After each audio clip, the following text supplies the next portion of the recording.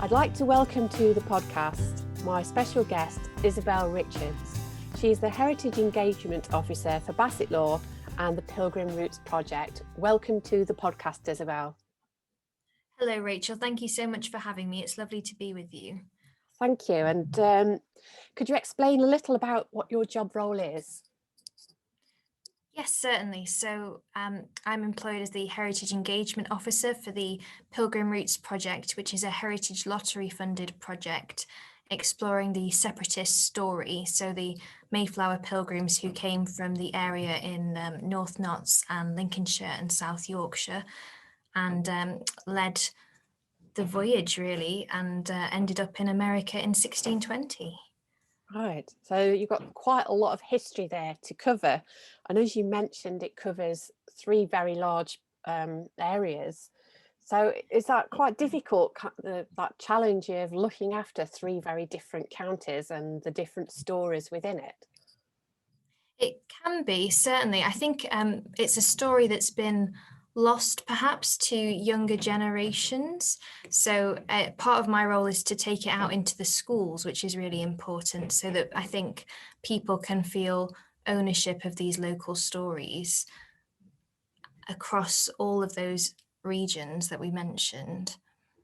Yeah, and that's usually a really good way to, once you go into schools and get the kids interested and excited, then they go home and tell their parents or aunties, uncles, grandmas, grandpas, and very soon then you start sort of filtering out into the community. It's a great way to get kids Absolutely. engaged.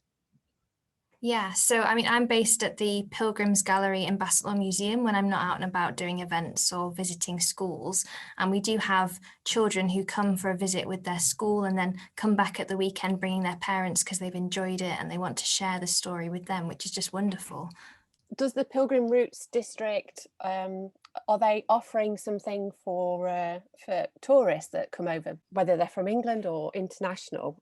As everyone will know, 2020 did not go according to plan, to say the least, for anybody, and that included the Heritage Project. So we had got sort of 50 coach tours of American visitors booked who are planning to come over the summer in 2020, and some of them have sort of rebooked to come later this year or possibly next year, which is great.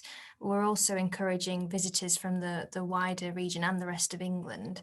There's a national Mayflower 400 trail app, which links the Pilgrim Roots region up with places like Plymouth and Southampton, who are also involved in the story and have their own parts of the history to commemorate, the ports and the towns where other pilgrims came from.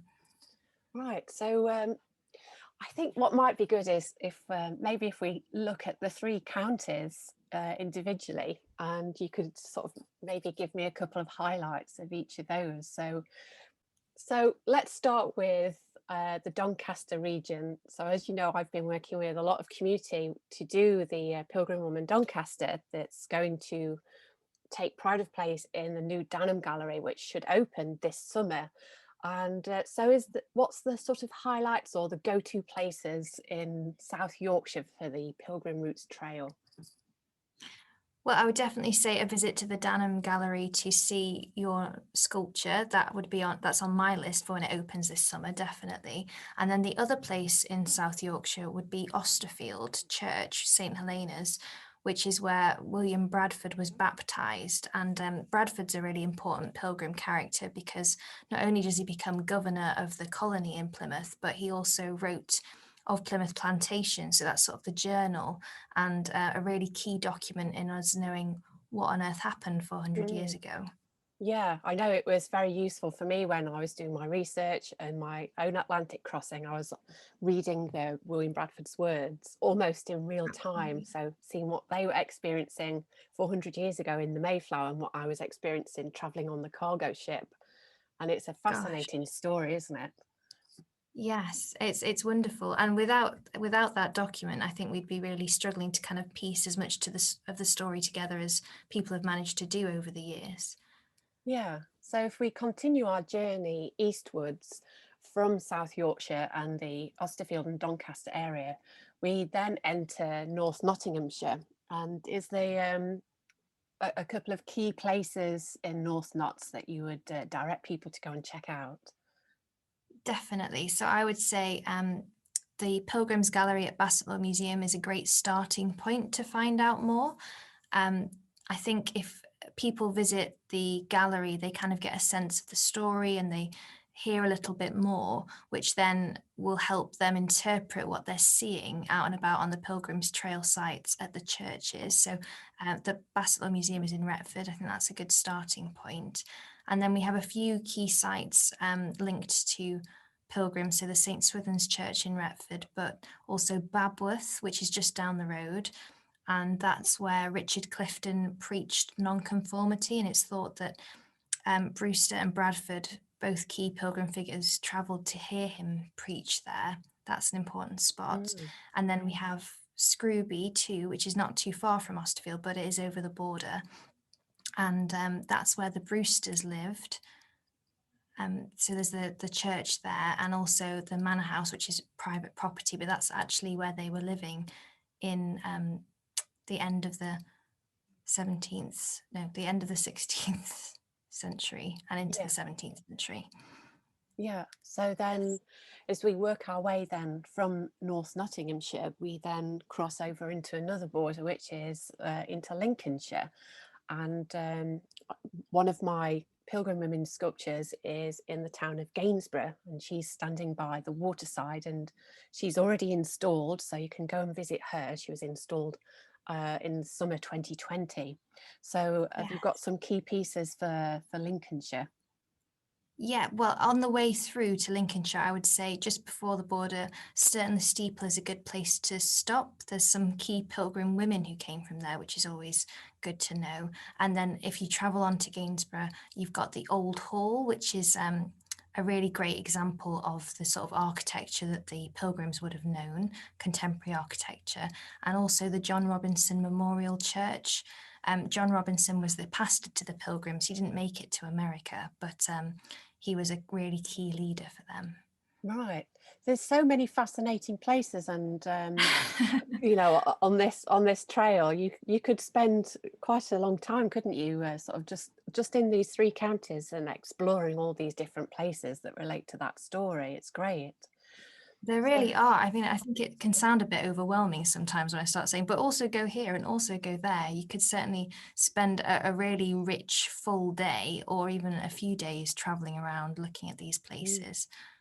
I think what I found when I've been working with community engagement within some of these towns and villages is that some of the landscapes have, you know, have possibly not changed over the 400 years as you wind your way, you know, from the sort of busy city of Doncaster, and then you heading across North Nottinghamshire and then into Lincolnshire.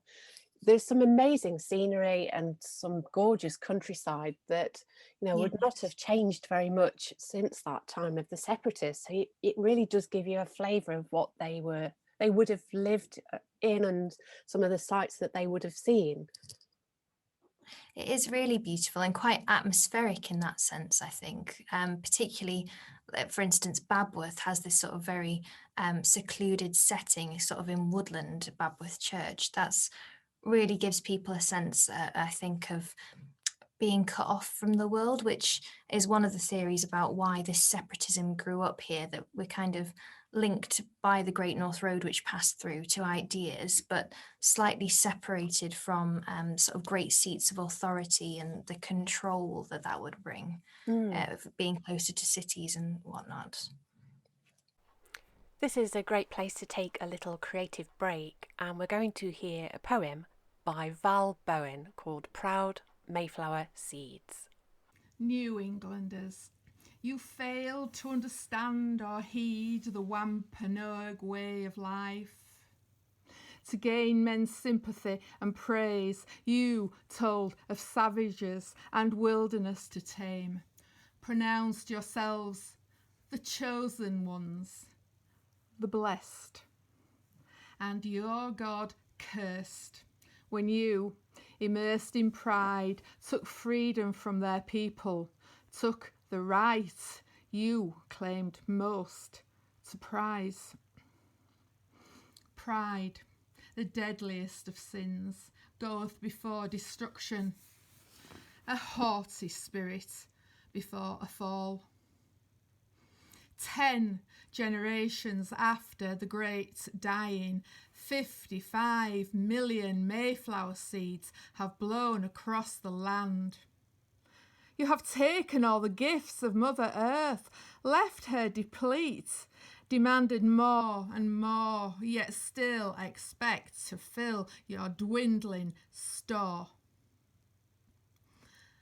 5,000 First Nation survivors, as their ancestors before, come to share food at your table and the wisdom of their law. Leave your path to destruction before it is too late.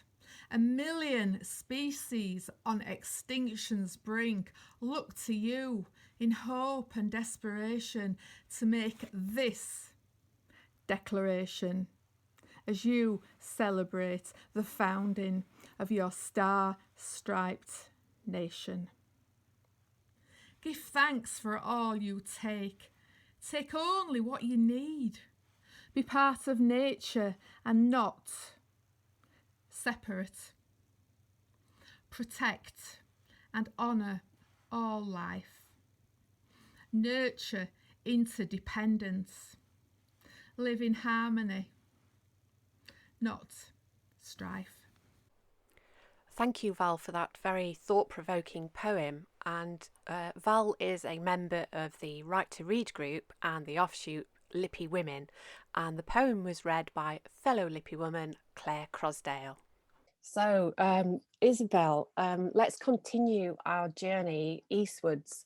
And this is almost mirroring some of the journeys that the separatists who became known as pilgrims would have taken themselves, because am I right in thinking that a lot of the families and groups travelled eastwards and used the watercourses as a means to escape?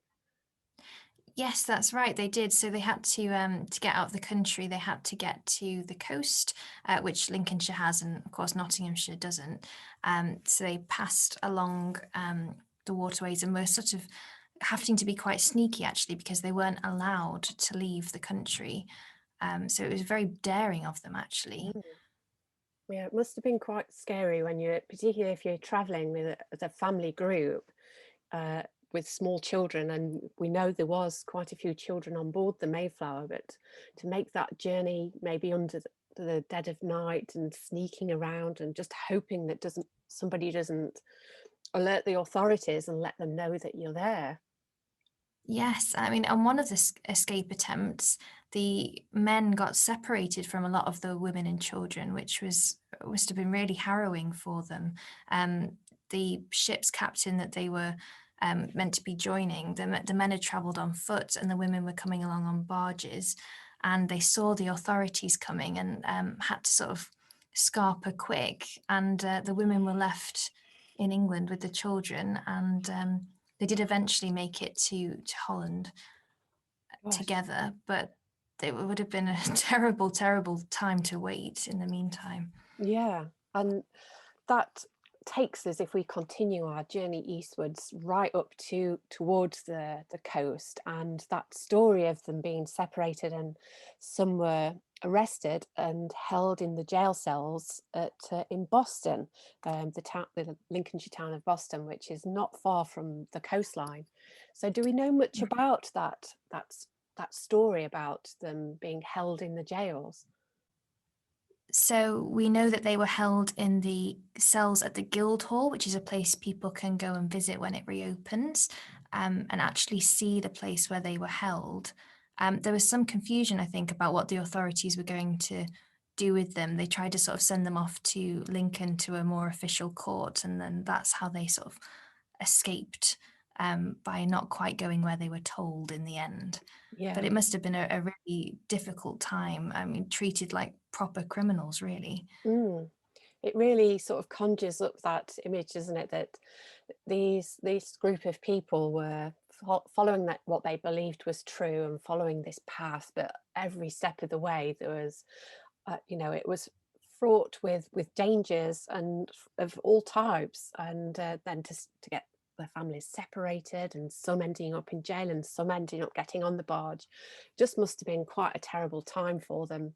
And it's this story Yes. that I'm trying to unpick for the third sculpture in the series, which will be Pilgrim Woman Boston, which will due to be unveiled in November this year. So I think November is another key time for people, maybe if they're wanting to come into the region, because it's the Illuminate Festival. So could you tell the listeners a little about the Illuminate Festival? I certainly could. So Illuminate is our way of commemorating Thanksgiving, which is celebrated in America on the third Thursday in November. And we focus on light, and a quote from William Bradford, who was from Austerfield. He says, "As one small candle may light 1,000, so the light here kindled hath shone unto many." And so for several years now, we've been building up interest and doing some great activities around lantern making and light parades and light projections, all commemorating this sort of 400-year-old story and the fact that it kind of began here in this region. Yeah, so there's such a lot for visitors to go and visit. So throughout the summer months, as we come out of our national lockdown, that you can travel across the Midlands and the South Yorkshire areas, and really sort of go and look at some of these places and engage with very different exhibits in different museums and galleries. But then we've got this spectacular event in November, Illuminate, for people to come along and get involved with. And hopefully the Pilgrim Woman Boston will be ready to be unveiled at the Collection Museum in Lincoln as part of the exhibition that I'm working towards. Well, that would be a wonderful feature of November's goings on. That would be fantastic.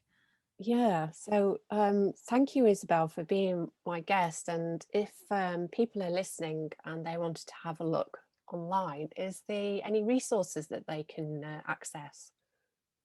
There certainly are. Our website is the Pilgrim Roots website, and there you can find out more information about the trails. You can also get in touch with us if you want to arrange a visit and make sure the churches are open, because they aren't, as a matter of course.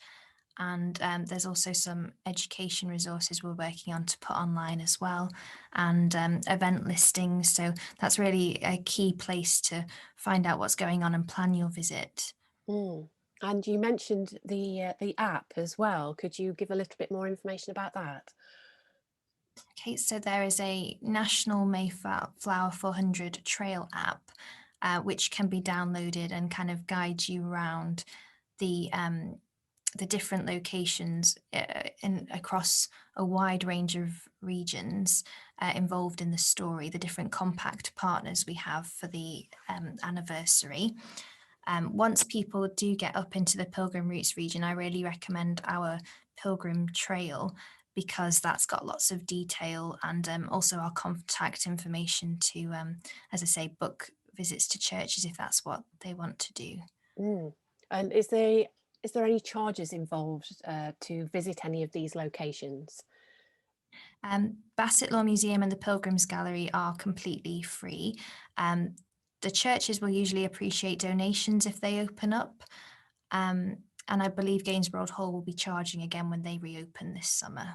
Okay, so there's lots and lots of things to do with lots of destinations across the Pilgrim Roots district. So thank you, Isabelle, for being my guest, and I'll look forward to going and exploring some more of the Pilgrim Roots district.